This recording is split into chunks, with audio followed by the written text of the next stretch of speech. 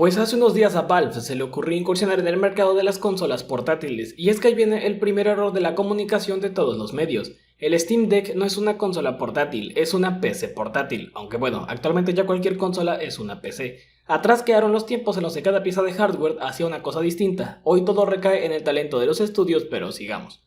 Una vez entendido lo anterior, habría que remarcar que Valve no es la única compañía que lo ha intentado, pero sí es de las que más renombre tiene, pero sus intentos en el hardware no han sido lo mejor del mundo.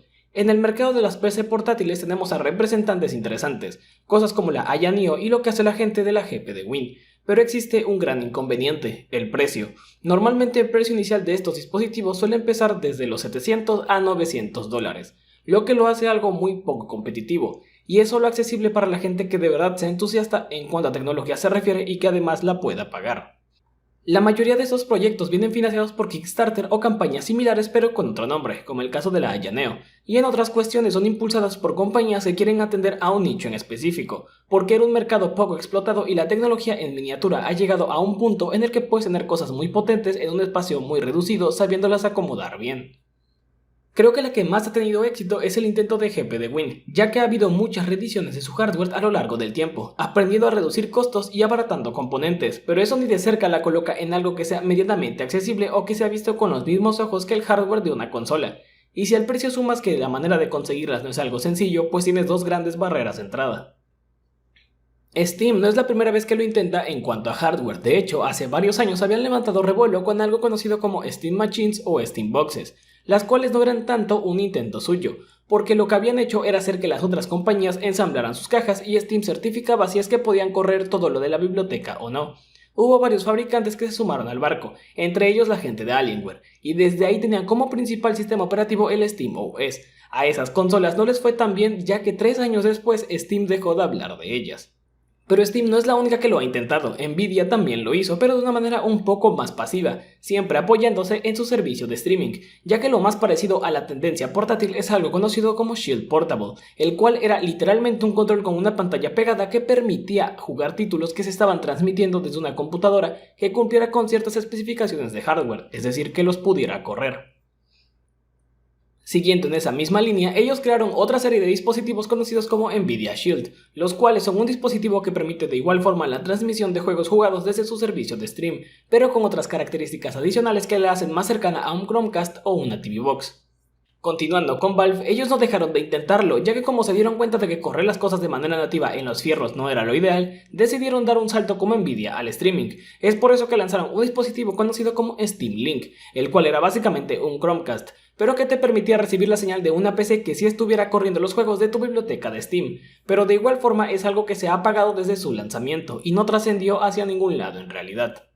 Desde que se anunció el nuevo hardware de Valve y todo el mundo hablaba de que era lo que destronaría a Nintendo, siempre he pensado que esa euforia se debe a la aparente ausencia de un Nintendo Switch Pro. Digo, durante meses y meses todos los medios hablaban de que era prácticamente una realidad, y lo que terminó ocurriendo es que sí nos dieron una nueva versión del Nintendo Switch, pero no la que todos esperaban, ya que es una revisión de hardware con una pantalla OLED. Y es que Nintendo, siendo la compañía más vieja dentro de la industria, pareciera que todo el mundo ha olvidado su historia muy rápido. Desde siempre Nintendo ha vendido hardware barato. Vayámonos mucho tiempo atrás, cuando a Nintendo se le ocurrió hacer una pantalla que solo tuviera 4 tonalidades de verdes, el Game Boy. Cuando Gunpei Yokoi y su equipo lo diseñaron, sabían que lo que tenían que hacer era que las baterías duraran lo antes posible, y enfocarla únicamente en los juegos. En el intento de Sega hasta podías ver la TV, pero eso no era lo principal. El hardware era malo, pero lo que le daba calidad eran los juegos. ¿Pero hasta qué punto? Si alguna vez jugaste un Game Boy te habrás dado cuenta de que no es ni siquiera una experiencia óptima.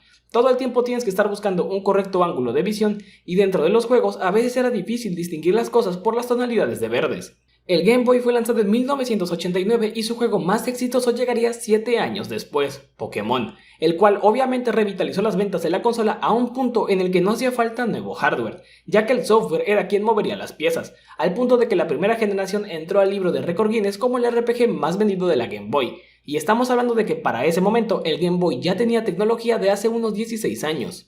Valve no tiene software que pueda mover gran cantidad de piezas de hardware, y aquí vamos a echar para atrás los dos principales argumentos.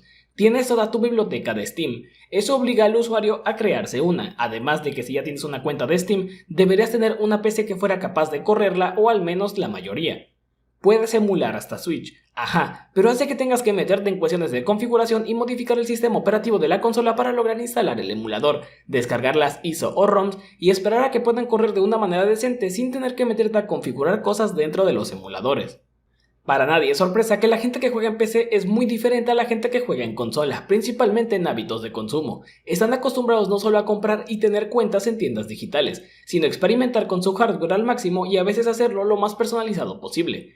Todo este tema me recuerda cuando el Oculus Kit Development One salió al mercado. Era el primer acercamiento que tenían algunos de los usuarios con la realidad virtual, los que podían pagarlo y conseguirlo. Pero ahí está el asunto. Si recuerdas alguna de las piezas de hardware que mencioné anteriormente, quizás te hayas percatado de que en realidad nunca has visto ninguna en persona o que no la venden en un lugar en donde se encuentra una consola de actual generación. Y es que esa es una de las barreras a las que se enfrenta Valve, la distribución, tanto por lógica como por estadística que vende más, una pieza de hardware que solo puedes comprar en línea o una que puedes comprar en todos lados, obviamente lo segundo. Dentro de todos lados, inclusive en la industria de los videojuegos, existe hardware que se hace para un nicho y no trasciende a lo popular o mainstream. Tenemos el caso del PlayStation VR, que en efecto fue popular y varios desarrolladores se subieron al tren, pero no toda la industria se volcó a hacer juegos en realidad virtual. Lo mismo ocurrió con Oculus. Se supone que era la apuesta por realidad virtual que se hiciera popular y aparentemente sí iba a ocurrir, pero hasta que los compró Facebook. Si quisiéramos volver a hablar de Nintendo, ocurrió lo mismo, ya que con el éxito del Wii todos se subieron al tren de los controles de movimiento. Xbox tuvo su intento y PlayStation igual, pero eso no significa que hoy en día sigan siendo tan relevantes como aparentaban en un inicio. ¿Habrá un cambio significativo dentro de la industria? Sinceramente lo dudo mucho. Cada una actualmente está enfocada en hacer particularmente su negocio de la manera correcta. Xbox trata de hacer relevante Game Pass y también el juego en la nube con Xcloud, además de que hace no mucho empezaron rumores de que intentaría implementar el programa All Access en diferentes regiones que no lo tenían, incluido México, aparte de que siguen comprando estudios para nutrir su catálogo de juegos y tener muchas más propiedades intelectuales. Creo que la más contenta con el Steam Deck son ellos, porque eso significaría que al poder instalarle software de terceros, todo el catálogo de Game Pass podrá estar disponible ahora de manera portátil sin tener que hacer ningún esfuerzo adicional. Mientras tanto, PlayStation se dio cuenta de que lo mejor es apostar por experiencias cinemáticas que tengan y sigan el modelo de un juego AAA y que sean grandes producciones relevantes tanto a nivel desarrollo como a nivel comercial.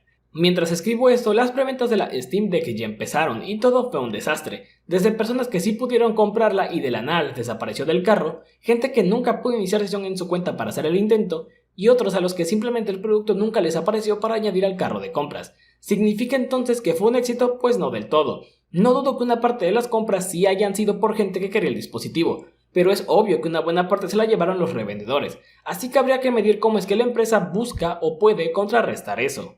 Lo único que tienen en común Nintendo y Steam en este caso es el tema de la distribución. ¿A qué me refiero? Sencillo, el Nintendo Switch OLED no va a salir en Latinoamérica de lanzamiento porque Nintendo no está moviendo ni fabricando suficientes unidades.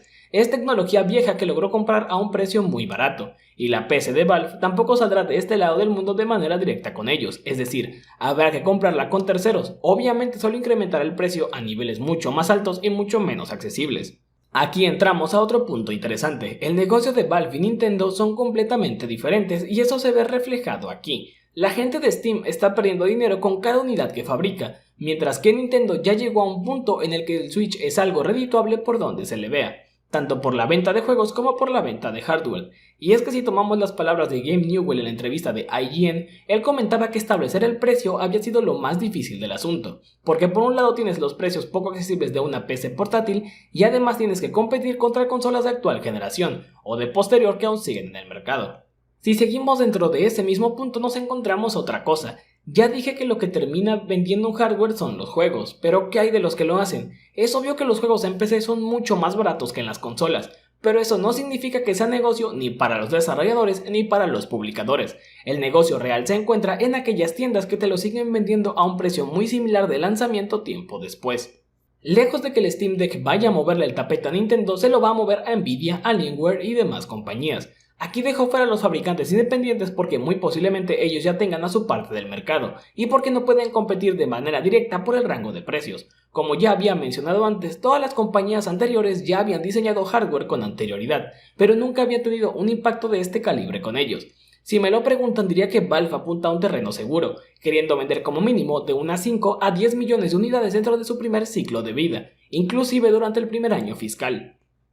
Ni Nvidia ni Alienware son ajenas a subirse al tren del hardware. Como vimos, ellos ya lo habían hecho inclusive de la mano de Steam, y puede que sea que por fin volteen a ver un mercado que tenían abandonado y estaba siendo atendido en su mayoría por empresas chinas y proyectos que se financiaban gracias a las mismas comunidades que lo pedían. Obviamente el impacto que tenga Valve no va a recaer únicamente dentro de las grandes empresas, también en las pequeñas o en las que ya se dedicaban a hacer hardware desde hace tiempo, lo que se traduce en periféricos. La PC tiene Bluetooth, así que puedes prácticamente conectar lo que quieras, pero además de eso da pie a que otras empresas se encarguen de hacer un dock o base con más capacidades, ya sea gráficas o de memoria. Si el movimiento y jugada le sale bien a la gente detrás de Steam, entonces habrá que esperar que muchas más compañías se sumen y las PC portátiles empiecen a ser cada vez más populares. Y eso ha sido todo por el video de hoy. No olvides comentar, darle like, suscribirte y nos vemos en la próxima. Adiós.